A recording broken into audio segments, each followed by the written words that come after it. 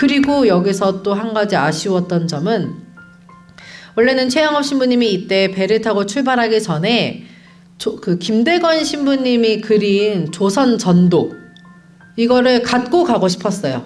그래서 조선 전도를 요청을 합니다. 그거를 가지고 가게 해달라고. 근데 최영업 신부님이 출발하는 날까지 이걸 못 받은 거예요.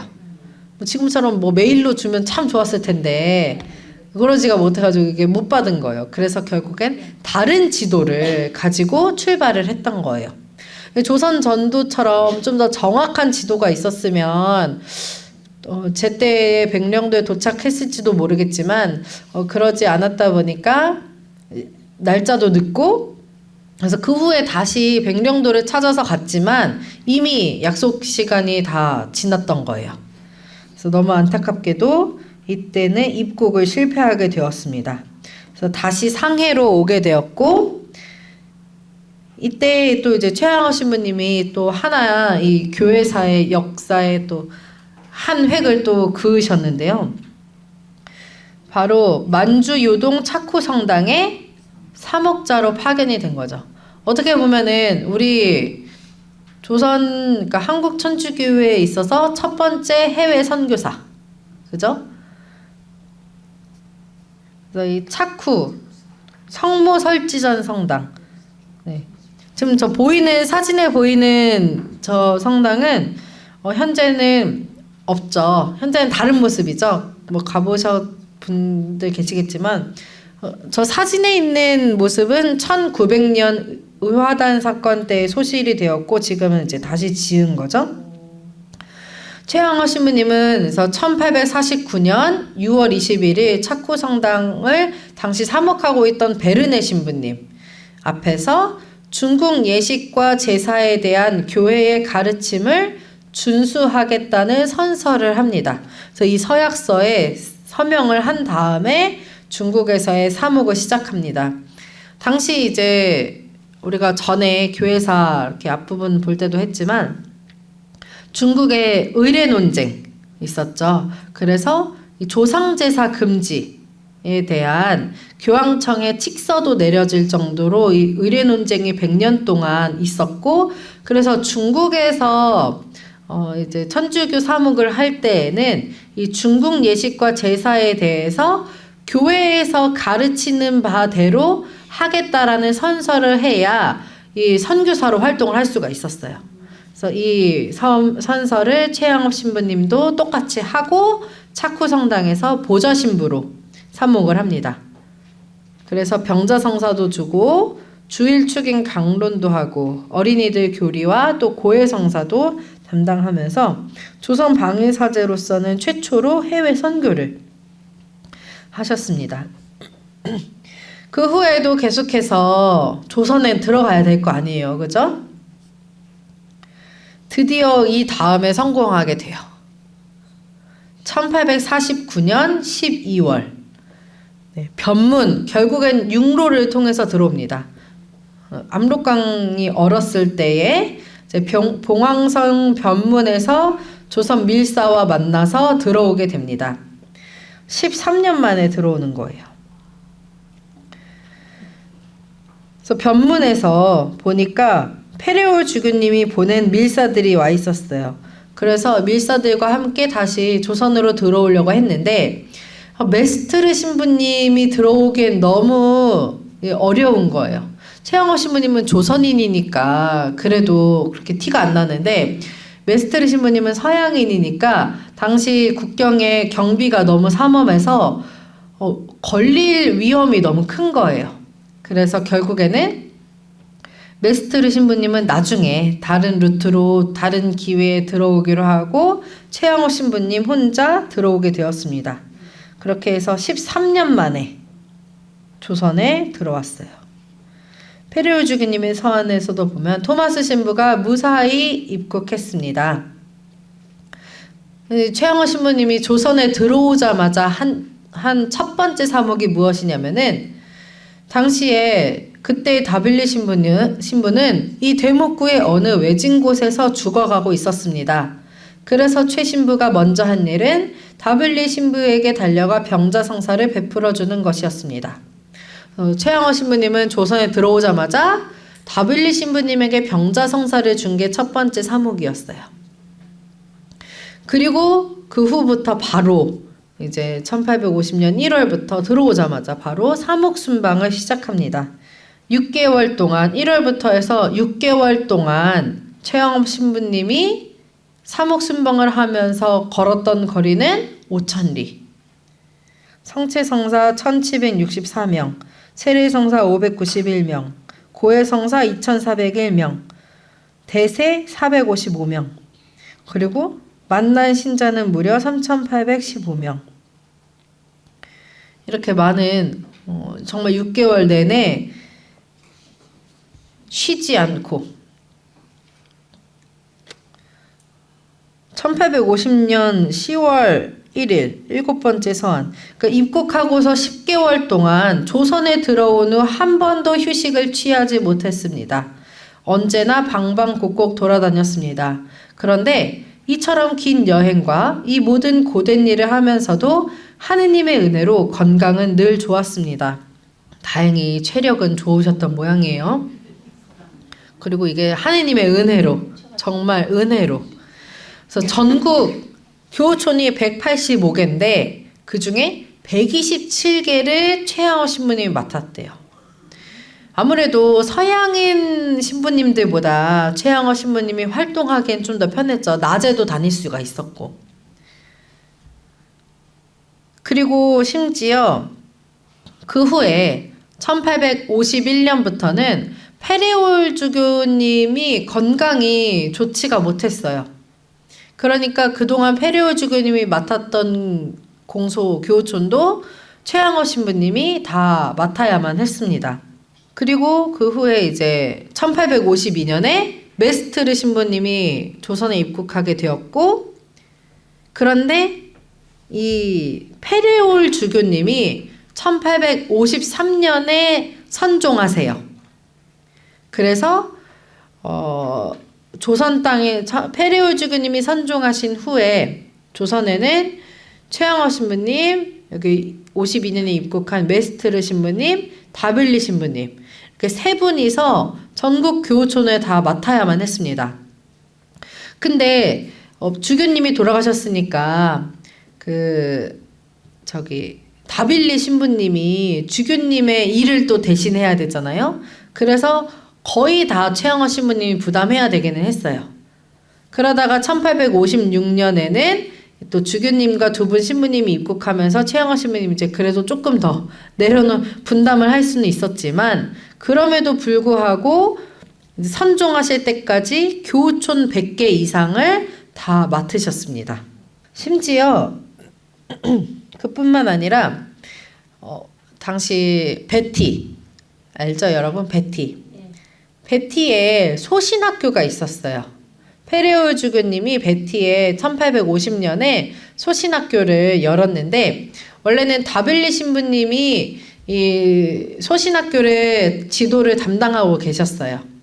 다빌리 신부님이 다른 교우촌과 베티를 이렇게 반 정도 오가면서 거주를 하면서 베티의 소신학교 담당을 했었는데, 페레올 주교님이 선종하시면서 이 베티를 최양호 신부님이 담당하게 되었던 거예요.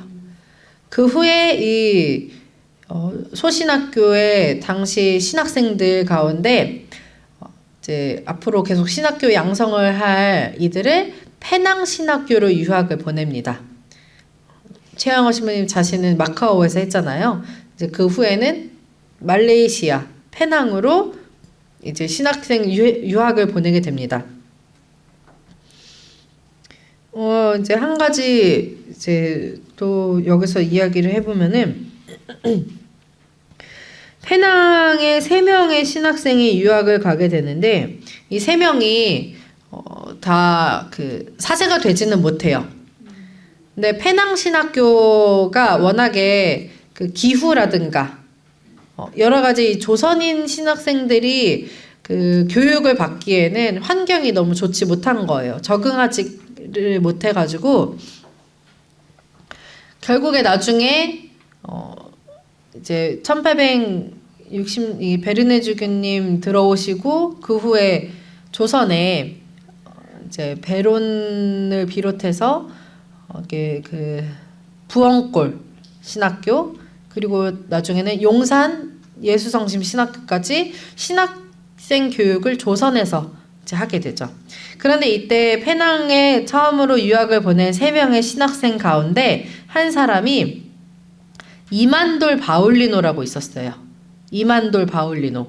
근데 이 이만돌 바울리노가 페낭 신학교에 유학을 갔는데 이게 적응을 하지 못하는 거예요. 기후라든가 병에도 걸리고. 그래서 요양을 하려고 상해로 와 있었어요.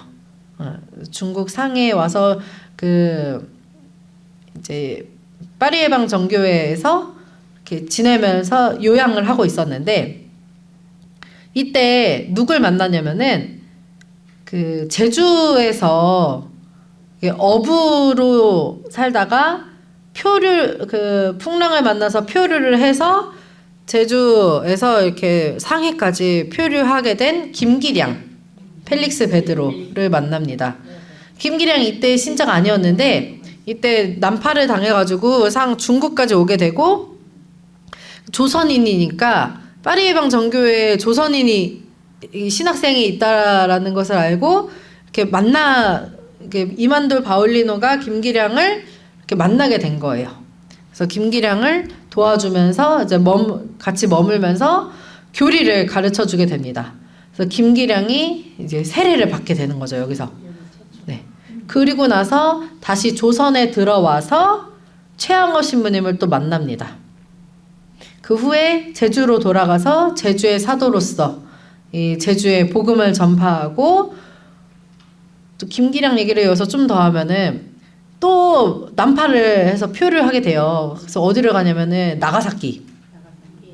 네. 나가사키로 이번엔 처음엔 중국어로 표류하고 그다음에 일본어로 표류해서 나가사키 오우라 성당에서 당시 파리예방 정교회 신부님을 만나게 되거든요. 그래서 또 성사도 보고 다시 돌아와서 또 전교 활동을 하다가 이제 그 통영에서 순교를 하시죠. 그래서 이때 그 김기량과의 이런 인연이 이때 있었고요.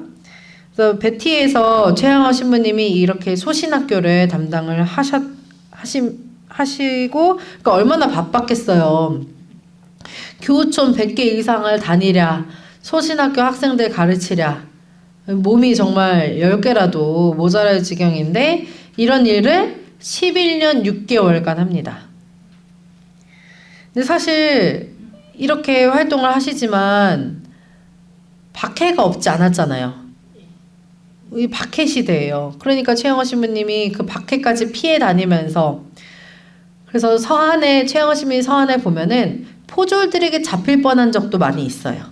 그런 위험도 많이 겪었고. 그런데 하느님께서 또 최양호 신부님을 더 유용하게 쓰기 위해서 그런 박해들을 피할 수 있게 해주셨던 것 같아요. 그래서 11년 6개월이라는 시간 동안 정말 최양호 신부님이 자기의 몸을 다 바쳐서 전교와 사목활동을 하셨습니다. 그러다가 이제 경신박해를 맞이하게 되는데요. 경신박해는 1859년 12월부터 1860년 8월 약 이제 8개월 가량 있었던 박해인데 당시 그 전에 1859년 9월부터 전국적으로 콜레라가 창궐을 하면서 많은 사람들이 죽어나가니까 신자들이 어땠겠어요? 냉담도 풀고 고해성사도 보고 병자성사도 보고 죽음을 맞이할 준비도 하니까 그럼 누가 바빠요? 신부님이 바쁠 거 아니에요. 다 교우촌 다 찾아다니면서 성사 주고 냉담자들 회두하게 하고 근데 이 와중에 박해가 일어난 거예요. 근데 이 박해는 어떤 조정에서 공식적으로 일으킨 박해가 아니라 좌우 포도대장이 이게 개인적인 욕심으로 인해서 교우촌들을 급습하면서 일어난 박해입니다. 그래서 교우촌들을 습격해서 약탈하고 방화하고 파괴하고 결국에는 나중에 조정에서 두 포도대장을 파면하고 신자들을 석방을 합니다. 그때는 이제 막 박해가 엄청 극심한 그런 때가 아니었기 때문에 이렇게 해서 두 포도대장을 파면하면서 박해가 마무리가 되는데 이 박해가 일어나게 되니까 아무래도 좀 더 조심해서 다니게 되잖아요. 그래서 이때 최양호 신부님은 경남 그 울산의 중리근골 있죠? 네, 그곳 교우촌에 은신해서 네, 이렇게 숨어서 지내면서도 그러면서도 낮에는 3-40km를 걸어서 교우촌을 방문해서 밤에 성사와 미사를 하고 또 새벽에 떠나고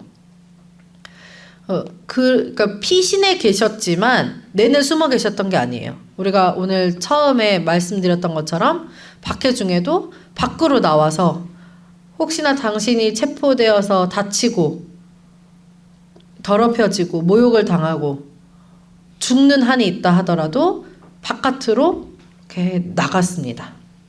그렇게 최양호 신부님의 활동으로 인해서 박해 때면은 사실 교우촌들이 굉장히 휘청휘청거리고 불안하잖아요. 근데 최양호 신부님의 이런 방문을 통해서 교우촌들이 안정을 회복할 수 있었다고 합니다. 당시에 최양호 신부님이 그 선교사들도 그렇고 신부님들이 다닐 때 혼자 다니지 않았죠. 항상 복사가 함께 다녔습니다. 당시에 이제 복사는 우리가 지금 생각하는 뭐 미사 때 이렇게 도와드리는 정도의 복사가 아니라 그 선교 그 성직자들을 정말 이 생활까지 다 보필하는 항상 같이 다니는 그런 분들이 이제 복사였는데 당시 최양호 신부님의 복사가 누구였냐면은 조화서 베드로. 조화서 베드로가 당시 이제 이 최양호 신부님에 대해서 증언을 하셨는데요. 이 시기 최 신부가 쉰 날은 한 달에 나흘 밤을 넘지 못했다. 그러니까 한 달에 나흘 밤, 그러니까 나흘 내내도 아니에요. 그 나흘 밤에만 잠깐 쉰 거예요. 그러니까 이 과로가 얼마나 대단했겠어요. 그러니까 한 달 중에 나흘 밤도 나흘 밤을 연달아 내리신 게 아닐 거예요. 그냥 다 한 달 동안 쉰 날을 계산해 보니 나흘 밤을 넘지 못했다는 거죠. 이 시기에 이제 최양호 신부님이 머무르셨던 곳은 바로 경남 중림골 이곳에서 마지막 편지를 쓰셨습니다. 마지막 편지는 공동 편지를 이렇게 보내고 마치 마지막을 예견한 것처럼 편지를 쓰셨어요. 그리고 1861년 그동안 이제 활동한 사목 보고를 하기 위해서 한양으로 상경하던 도중에 그동안의 이 과로 그리고 병 정확한 원인은 알 수 없지만 장티푸스라는 얘기도 있고 이렇게 과로로 인해서 6월 15일 경북 문경 또는 베티에서 선종을 하셨습니다. 다행이라고 말하긴 그렇지만 푸르티에 신부님이 멀지 않은 곳에 있었어요. 그래서 급하게 오셔서 종부성사를 주셨다고 합니다. 하지만 최양호 신부님이 이렇게 의식이 없어가지고 고해성사는 하지 못했대요. 하지만 종부성사는 받았고 사죄경을 염해드렸고 그런데 이 무의식 중에서도 예수 마리아를 불렀다고 합니다. 근데 이제 최양호 신부님의 선종 때에 이 구체적인 목격 증언이 남아있지가 않아요. 그러다 보니까 다른 이제 그 서한에서 날짜가 6월 15일이라는 것만 나와 있고 그런데 이제 정확히 선종지가 어딘지 문경인지 진천인지 정확히 알 수가 없습니다. 그런데 사실은 그래서 어떻게 보면은 이 선종지를 가지고 아직까지도 이렇게 의견이 분분한데 뭐 그런 걸로 우리가 뭐 이렇게 언쟁을 높이고 싸울 필요는 없는 것 같아요. 뭐 그러니까 여러 가지 우리가 지금에 와서 역사적으로 확인할 수 없는 부분들이 있잖아요. 근데 그런 부분들에 너무 집중해서 여기다 저기다 막 목소리를 높이는 것보다는 최양호 신부님이 정말 이렇게 길에서 쓰러지실 정도로 그동안 자신을 돌보지도 않고 양들을 위해서 그렇게 정말 자신의 모든 것을 다 바치셨다라는 것 우리가 정말 이 최양호 신부님의 그 모습에 좀 더 집중해야 될 것 같습니다. 이후에 최양호 신부님의 시신은 그 인근에 가매장을 한 다음에 후에 다시 베르네 주교님의 주례로 베론에 장례미사를 하고 이장을, 그래서 베론 위에 가면은 최양호 신부님의 묘가 있죠. 네. 이후에 이제 최양호 신부님의 선종이 정말 교회 전체의 슬픔이었는데요. 베르네 주교님은 12년간 거룩한 사제의 모든 본분을 지극히 정확하게 지킴으로써 사람들을 감화하고 성공적으로 영혼 구원하는 것을 힘쓰기를 그치지 않았다. 다빌리 주교님도 최양호 신부님이 선을 행하기 위해 그가 지녔던 복이 드문 덕성, 지칠 줄 모르는 열성, 재능, 능력, 선교지가 그를 잃음으로써 모든 것을 잃었다는 느낌을 갖게 해준다. 이것은 우리에게는 정말 엄청난 고통이다. 그는 모두에게 애석한 마음을 갖게 했다. 아무도 그를 대신할 수 없을 것이라고 다빌리 주교님도 안타까워했습니다. 그리고 또 페롱 신부님하고 최양호 신부님하고 굉장히 절친했다고 해요. 그래서 페롱 신부님도 굉장히 슬퍼하셨는데 특히 이렇게 말씀하셨습니다. 하느님은 우리 불쌍한 조선을 좀 가혹하게 취급하시는 것 같다. 조선에 새 선교사가 오면 하느님은 즉시 우리 중에서 순진한 사람을 데려가신다. 이 페롱 신부님이 막 선교지에 이제 새로운 선교사로서 딱 왔을 때에 메스트르 신부님이 또 선종을 하셨대요. 그러니까 이런 것이 너무 안타까웠는데 올해는 더 귀중한 사람을 거두어 가셨다. 그의 죽음은 모든 교우를 매우 슬프게 만들었다. 당연하다.